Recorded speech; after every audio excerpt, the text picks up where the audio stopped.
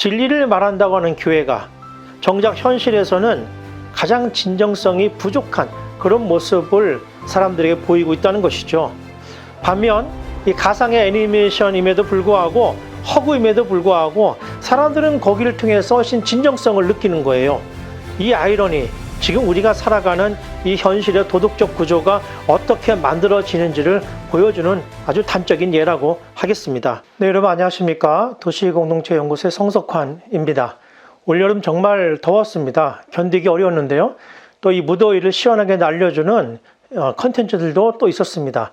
넷플릭스에서 개봉된 K-팝 데몬 헌터스, 여러분 다 보셨죠?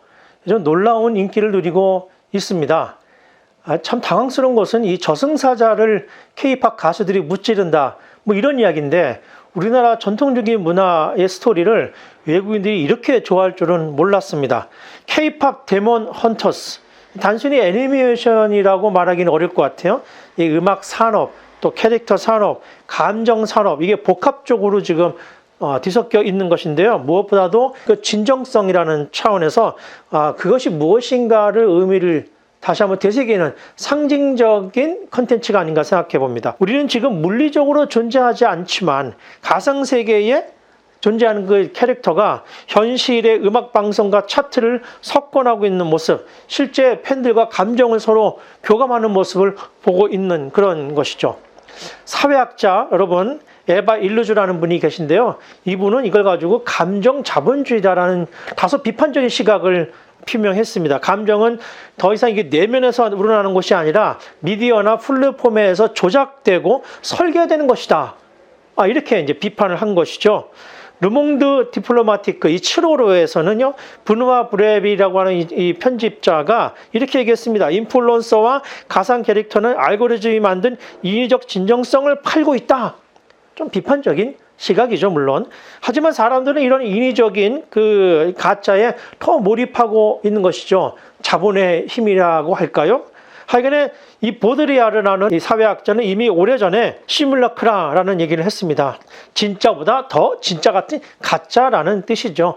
복제품이 진짜를 대체하는 그런 현상, 그 자본주의 현상을 비판적으로 말하는 것입니다. 반면 이 같은 7월호에서요, 이 이윤진이라는 문화평론가는 이런 입장을 제기합니다. 가상 컨텐츠에 사람들이 어쨌든 몰입하는 이유는 그게 다만 기만적인 사건이 아니라 감사하거나 공감과 같은 그런 감정이 서로 교류하고 있는 것이다. 그러니까 오늘날의 윤리라고 하는 것은 단지 규범적으로 주어지는 규칙을 지키는 것이 아니라 그게 어떤 대상이든 간에 캐릭터를 교감하는 관계성 속에서 내가 어떻게 해야 할 것인가를 만들어내는 그 새로운 윤리적인 체계다, 이렇게 얘기를 하고 있는 것입니다. 젊은 세대는 바로 그런 관계성 속에서 새로운 방식의 윤리를 만들어가고 있다. 그러니까 긍정적으로 좀 보고 있는 것 같습니다. 마사 누스밤이라고는 여러 철학자가 있어요. 그분이 이 감정 윤리학에 대해서 또 얘기하신 바가 있는데요. 감정을 단순한 느낌, feeling 여기에 그치는 것이 아니고 다른 사람을 인식하고 윤리적 판단을 내리는 이 우리의 인지 구조라고 그렇게 얘기를 했습니다. 그러니까 감정이야말로 오늘날 윤리적이고 선택된 감정이야말로 새로운 책임을 지는 것이다. 이렇게 이제 재해석하고 있는 것이죠. 이것처럼 이 요즘 세대, 젊은 세대, Z, 알파 이런 세대들은 규범보다는 공감, 명령보다는 이야기와 연결을 원하는 것 같아요. 그러니까 이 K-팝 데몬 헌터스가 자신들이 공감할 수 있는 이야기를 제공하고 있기 때문에 거기에 그 규범적 판단하지 않고 있는 것이죠. 오늘날 교회, 종교가 이 현상을 어떻게 해석할 것인가 화두가 될 것 같습니다. 일부 보수적인 기독교계에서는 K-데몬 헌터스 여기에 나오는 이 무속적인 상징성 때문에 매우 불편의 기색을 보이고 있습니다. 반기독교적이다, 뭐 이런 얘기를 하고 있습니다.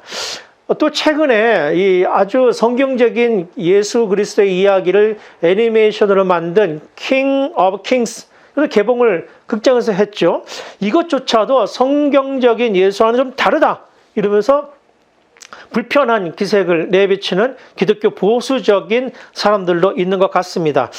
미국의 보수적인 기독교 문화권을 대상으로 기획된 바로 이 킹 오브 킹스, 이 드라마나 전개나 캐릭터 설정, 또 문화적 연출 등의 한국 청년들에게 별로 그렇게 큰 매력을 당겨내지 못하고 있는 것 같습니다.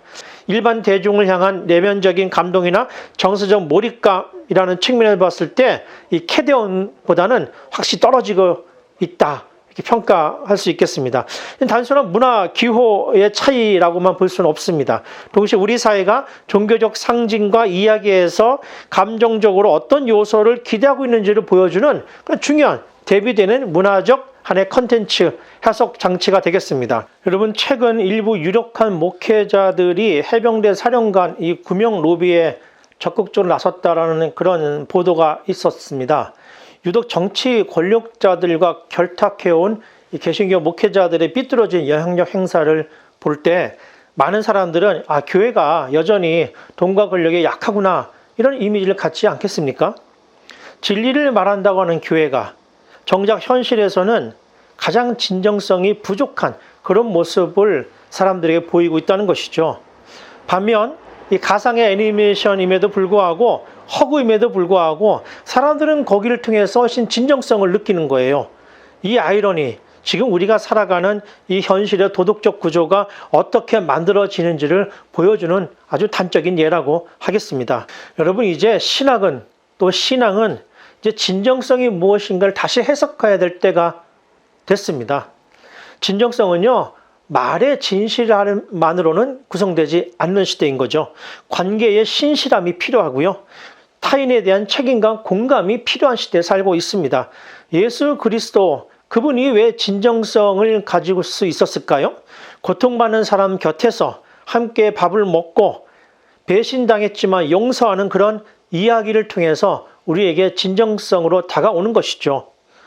여러분, 우리가 누구이며 무엇을 소중히 여기는지를 되묻는 과정 속에서 우리의 정체성이 새롭게 구성되는 시대에 우리는 살고 있는 것입니다. 이런 관점에서 보면 우리 지금 살아가는 이 세계의 가상세계, 또 팬덤 문화, 이 비판적으로만 볼 것이 아니고 우리의 정체성을 만들어가는 일종의 작업장이다, 이렇게도 말할 수 있겠습니다. 그렇다면 교회는 그 안에서 새로운 방식의 진정성과 신앙의 언어를 어떻게 만들어낼 것인가 고민해 봐야 하겠습니다.